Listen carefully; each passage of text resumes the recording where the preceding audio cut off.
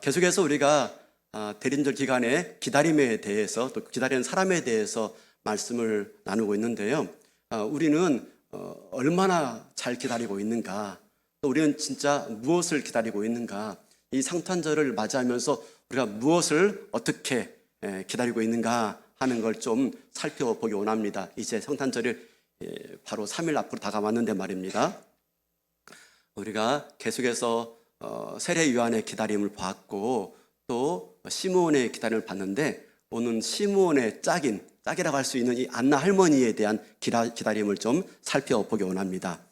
이름이 안나죠. 근데 바누엘의 딸이다 그럽니다. 아셀 지파의 바누엘의 딸이다. 이 바누엘은 야곱이 야복강가에서 하나님과 씨름할 때 그 장소가 분이엘이죠. 분이엘, 하나님의 얼굴이라고 하는데, 이 분이엘의 헬라식 이름이 바누엘이에요. 그러니까 분이엘은 히브리식 이름이고 바누엘은 헬라식 이름입니다. 똑같은 이름이에요. 근데 안나라고 말합니다. 안나도 헬라식 이름이고 히브리식 이름은 한나입니다. 한나 아시죠? 사무엘 어머니 한나도 기다리는 사람입니다. 한나가 뭘 기다렸죠? 아들을 기다렸죠. 안나도 기다리는 사람입니다. 비슷한 부분이 있어요. 네. 이 한나의 뜻은 뭐냐면, 안나의 뜻은 은혜라는 겁니다. 은혜. 아무래도 이 안나의 아버지가 딸을 낳고 너는 하나님의 은혜 가운데 살길 바란다 하는 마음 가지고 아마 안나라고 이름을 진 것 같아요. 근데 아버지의 기대와 바람과는 달리 안나가 그런 삶을 살지 못했어요. 정반대로 하나님의 은혜가 넘치기보다는 오히려 불행한 삶을 산 거예요. 오늘 말씀 보니까 남편과 결혼한 지 7년밖에 살지 못하고 남편이 먼저 세상을 떠났다라고 말합니다. 그리고 안나의 현재 나이가 84세다라고 말합니다. 당시 유대의 사회 속에서 남자아이는 14세, 여자아이는 12세가 되어지면 성년식을 합니다. 그리고 그때부터 결혼이 가능해요. 그러면 이 안나도 12세에 성년이 되었고 그때부터 결혼이 가능하니까 뭐 그렇다고 해서 바로 결혼했겠습니까? 좀 한 2, 3년 있다가 결혼했겠지요. 그러면 한 15세쯤 결혼했다고 하고, 그리고 나서 남편과 7년쯤 살았으면 22살쯤 돼요. 그리고 남편이 죽은 거예요. 그러면 남편 없이 산 시간이 거의 62년 정도 되는 거죠. 62년 정도의 시간들을 혼자 산 겁니다. 당시 과부는 약자 중에 약자입니다. 보호받지 못해요. 더 나아가서 자녀가 없이 남편이 죽은 경우에는 남편의 재산을 하나도 상속받지 못합니다. 그러니까 완전히 알거지가 되는 거예요. 오늘 본문에 보니까 이 안나가 자녀가 없이 남편이 돌아가신 것 같아요. 평생 과부로 성전에 살았다 하는 걸 볼 때 말입니다. 그러니까 남편도 없이 또 자식도 없이 완전히 가진 것 아무도 또 없는 그런 모습으로 살 수밖에 없으니, 그러니까 할 수 없이 성전을 떠나지 않고 62년 동안 그렇게 성전에서 금식하며 기도하며 기다렸던 거예요. 오실 메시아를 말입니다. 사람이 어떤 슬픔을 당하고 어려움을 당하면 넘어지고 포기할 때가 많습니다. 근데 안나는 그런 거 아니죠. 남편을 잃었고 또 자식이 없이 남은 인생을 살아가야 되지만 그는 자기의 인생을 포기하지 않았어요. 절망하지 않았어요. 그 자리에서 일어나가지고 오실 메시아를 60년 넘게 기다렸던 겁니다. 이번 주에 새가족 신방을 갔는데 아내 되시는 집사님 직업이 뭐냐면 위기 상담하시는 분인데, 특별하게 자살 예방 상담하시는 분이에요. 그러면서 이런저런 얘기 나누는데, 최근에 얼마 전까지만 해도 사망 원인이 암이었대요. 암이 사망 원인의 1등이었답니다. 그런데 최근에 들어와서 10대부터 40대까지의 사망 원인의 1등이 자살이래요. 자살. 근데 이게 요즘에 더 증가 추세가 더 가파르대요. 그리고 그 자살의 이유가 뭔가 했더니 파산. 경제적 이유로 자살하는 거예요. 경제적으로 완전히 소망이 끊기니까 절망이 휩싸이니까 살 소망을 소망 갖지 못하고 그냥 자살해버리고 마는 거예요. 그런데 이렇게 자살하는 사람과 자살하고자 하는 사람과 상담을 하는데 그래도 기독교인들은 낫답니다. 그냥 기독교인들은 몇 마디 나누고 또 소망에 관한 말씀과 이유들을 찾으면 그래도 자살을 중단하고 위기에서 벗어나는데, 그렇지 않고 비기독교인들에게는요, 참 이들이 삶의 이유와 소망의 근거가 없는 거예요. 그러니까 상담하고 대화해도 많이 어렵고 난감한 경우들이 많대요. 그럴 경우는 어쩔 수 없이 관계기관에 신고해가지고 자살을 예방할 수 있도록 돕는다라는 말을 듣게 되었어요. 그렇죠. 왜 그렇습니까? 기독교인이 아닌 사람들에게는 이 소망이 없는 거예요. 소망이. 이 삶의 이유가 없는 겁니다. 그러니까 절망과 어려움이 있으면 그만 삶을 포기해버리고 마는 거죠. 안나는요, 안나가 그렇게 60년 넘게 버티며 살 수 있었던 이유가 뭡니까? 소망이 있으니까. 그럼 안나의 소망이 뭡니까? 안나의 소망은 하나님의 약속의 말씀을 믿었기 때문에 그렇습니다. 약속의 말씀. 구약에 하나님께서 많은 선지자를 통해서 오실 메시아에 대해서 말씀을 들려주었어요. 특별하게 이사야서 또 미가서를 보면은 아주 많은 말씀들이 465번이나 넘게 오실 메시아에 대해서 말씀을 해주고 있다라고 합니다. 그리고 구약성경의 제일 마지막 성경인 말라기서에서도 마찬가지로 오실 메시아에 대해서 말씀하는데, 그리고 말라기서가 딱 끝납니다. 구약이 끝나요. 구약이 끝나고 신약이 시작될 때까지 몇 년 동안 영적 암흑기라고 그랬습니까? 400년 동안 영적 암흑기예요. 하나님이 그 어떤 선지자도 어떤 메시지도 주지 않아요.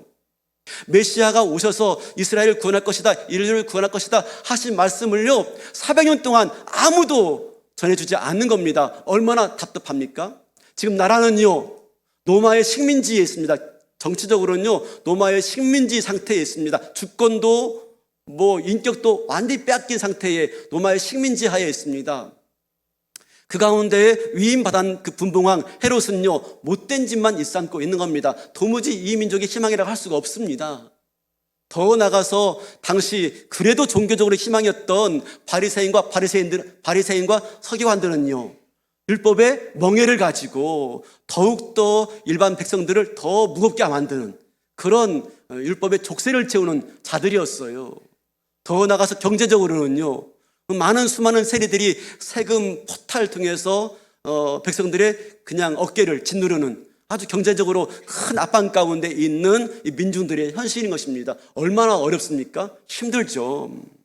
이런 정말 암울한 세상 속에서 많은 사람들이 오실 메시아 구원자를 기대하고 소망했는데 400년 동안 오실 메시아의 그림자가 보이지 않으니까 절망하고 포기한 상태였던 것입니다.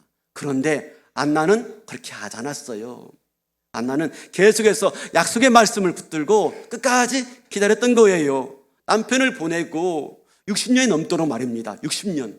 그 긴 시간 동안에. 제가 일부 때는 어떤 얘기를 애화를 드렸는데 궁금하시면 일부 예배 보시면 되겠습니다. 영상. 그 긴 시간 동안에 어떻게 60년 동안 기다릴 수 있을까요? 우리는 단 3분도 못 기다려요. 3분도. 3분 카레 나오잖아요. 3분도 못 기다리니까 3분 카레. 그러나 성경은 기다리는 사람에게 하나님의 약속이 임한다라고 말씀해요. 하박국 2장 3절 볼까요? 하박국 2장 3절. 이 묵시는 정한 때가 있나니 그 종말이 속히 이르겠고 결코 거짓되지 아니하리라. 비록 더딜지라도 기다리라. 지체되지 않고 반드시 응하리라. 더딜지라도 기다리랍니다. 지체되지 않고 반드시 응하리니까 우리는 기다려야 된다. 기다린 자에게만이 하나님의 약속에 응답이 있을 것이다 라고 말씀하고 있는 것이죠. 그렇습니다. 중요한 것은 잘 기다리기 위해서 중요한 것은 믿음이에요. 믿음이 있어야 잘 기다릴 수가 있는 거예요. 믿음이 있는 사람만이 포기하지 않고 하나님의 은혜를 누릴 수가 있는 거죠. 그러므로 우리도 이 안나와 같이 잘 기다릴 수 있는 그런 은혜, 그런 믿음이 더욱더 필요한 때라고 믿습니다.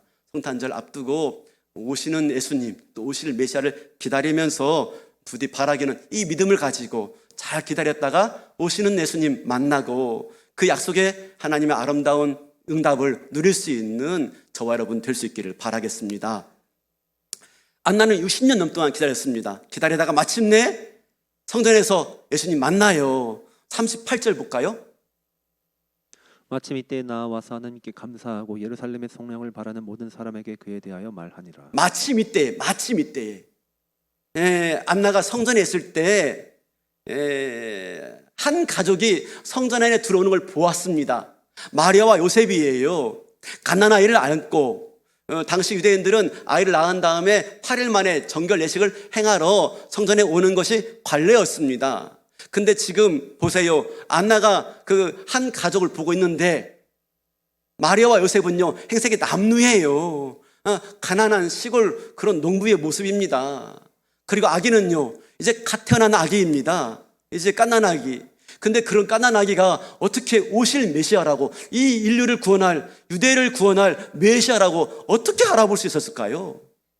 지금 안나는요, 알아봐요. 마침 그때에 들어오는 그 가족과 그 가족의 아기가 오실 메시아이며 인류를 구원할 구원자인 줄 알아보고 그 아이에 대해서 말하고 축복하고 있는 장면이에요. 어떻게 그게 가능했을까 하는 거죠.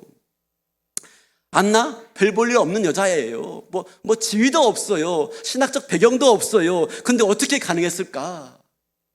안나는 오래전부터 주어온 예수님에 대한 메시아에 대한 약속의 말씀을요, 어떻게 60년 넘도록 성전에서 그 말씀을 묵상하고 또 묵상하고 또 그 말씀을 가슴에 품고 기다리고 있었기 때문에 마침내 그 아기가 오실 메시아인 줄 알아보았던 거죠.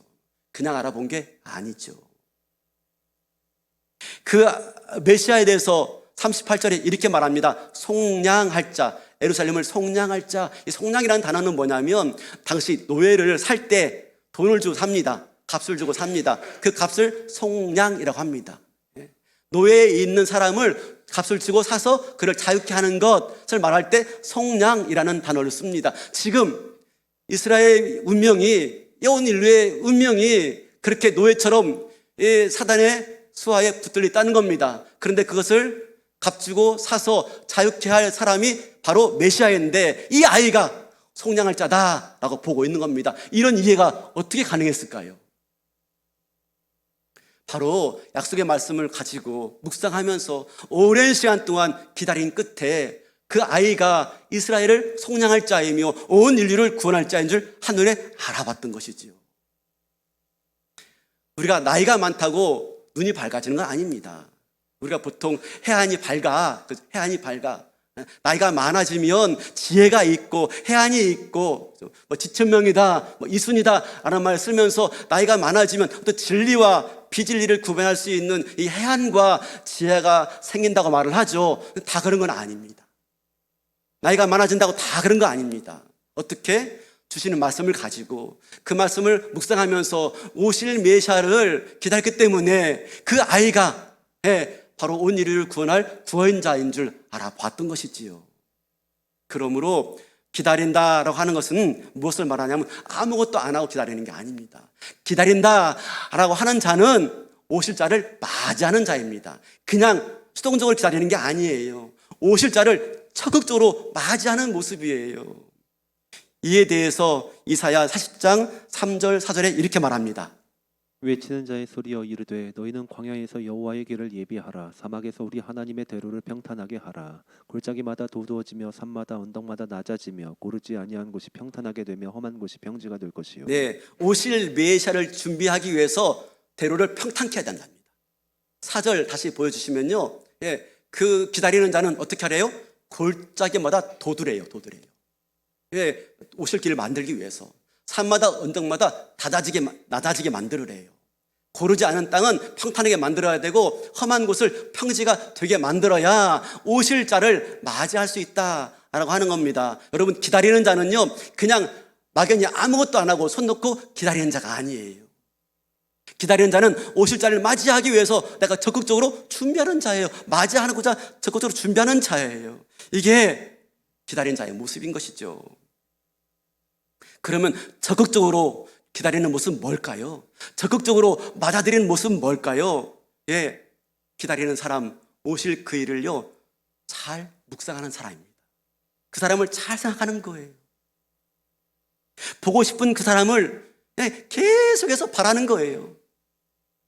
그럴 때 어느덧 그 사람이 내 안에 가득 차게 되어지고 어떻게 인류를 구원할지, 어떻게 예루살렘을 속량할지 알게 되어지니까 한눈에 알아보는 거예요. 사랑하는 성도 여러분, 잘 기다리는 방법은 오실 그 사람을 내가 더 많이 묵상하는 겁니다. 더 많이 그리는 것입니다. 그리고 내 마음속에 그 사람을 더 많이 채우는 거예요. 보고 싶은 사람을 생각하다 보면 그 사람이 내 가슴에 어느덧 가득 채워져요.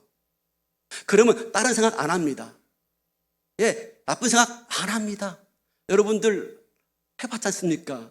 연애 해보지 않았나요? 사랑하는 사람 기다릴 때 어떻습니까?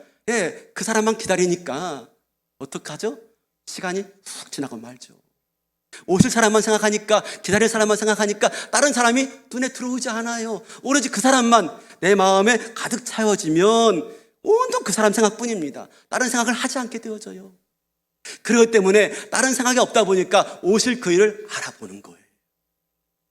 여러분, 우리가 성탄절 앞두고 있습니다. 오시는 예수님 맞이해야 되죠. 성탄절 날 그 예수님 만나야 되죠. 그럼 우리가 어떻게 해야지 그 예수님 만날까요? 어떻게 알아볼 수 있을까요? 내가 그분을 기다리며 온통 그분을 향한 그리움으로 내 가슴이 온통 채워질 때, 그렇죠? 내 가슴 속에 그분만 남는 겁니다. 딴 생각이 들지 않아요. 그랬을 때 그분을 알아보는 거죠. 제가 신대원 다닐 때 학부 때는 사역을 안 하다가 신대원 가서 사역했어요. 사역한 교회가 성남에 있는 강남교회입니다.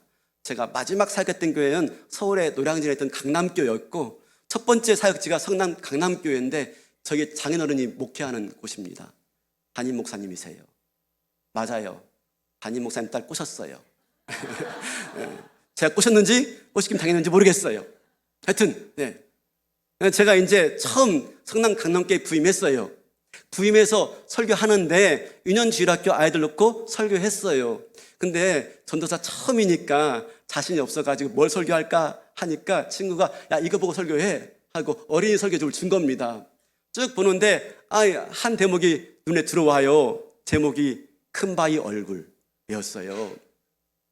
그래서 가서 그 큰 바위 얼굴 설교했습니다. 아내가요, 다른 건 다 기억 안 난대요. 어떤 깍두기 머리 한 전사가 와가지고, 지금도 머리 짧은데, 와가지고 설교하는데 뭐 이상한 설교만 하고 가더래요. 그 이상한 설교 다시 한번 해드리겠습니다. 큰 바위 얼굴. 저희 때는 나다니엘 호온돈이라고 했는데 정확한 발음이 보니까요, 이 너세니엘 호손이라는 작가가 쓴 큰 바위 얼굴에 관한 이야기예요. 미국에 있는 작은 마을이었습니다. 이곳에 큰 바위 얼굴이라고 부르는 거대한 얼굴 모양을 한 바위산이 있었습니다. 바위산. 이 마을에 사는 주인공 어니스트는 어릴 적부터 그 바위산 큰 바위 얼굴을 보면서 자랍니다. 그리고 어머니께 전설을 들어요. 얘야, 우리 마을에 이 큰 바위 얼굴을 한 사람이 나타나면, 위대한 사람이 나타날 텐데, 그러면 우리 마을이 굉장히 행복한 마을이 될 거야. 어느 날인가 이 얼굴과 똑같은 사람이 나타날 텐데 기다려야 돼 라는 말을 들은 거예요. 이제 어니스트는 이 어머니로부터 들은 전설을 굳게 믿고 어릴 적부터 이 전설을 믿고 그 얼굴을 한 사람이 나타나기만을 기다렸던 거예요. 마침내 그 마을에서 살다가 4명의 인물을 만납니다. 첫 번째 인물은 재력가예요. 큰 부자예요. 부자니까 멋지지 않습니까? 부자가 그 마을을 찾아온 겁니다. 그러니까 형이요, 이 부자가 그 큰 바위 얼굴의 주인공이 아닐까 기대했는데 앵걸 위대한 사람인커녕 쪼잔한 사람인 거예요. 구두쇠인 거예요. 실망했죠. 그리고 이어 찾아온 사람이 누구냐면 유명한 장군이었습니다. 장군이니까 이 사람이 바로 그 큰 바위 얼굴의 주인공인가 싶어서 기대했는데 알고 보니까 아이고 조그만 거에도 놀라고 두려워하고 별거 아닌 인물인 거예요. 실망했죠. 그리고 세 번째 찾아온 사람이 정치가입니다. 정치가니까 아무래도 백성들과 마을 사람들을 이롭게 할 거야 기대했지만 그런 게 아니에요. 자기밖에 모르는 정치가들, 그죠? 이해타산에 밝은 정치가들인 거예요. 속물.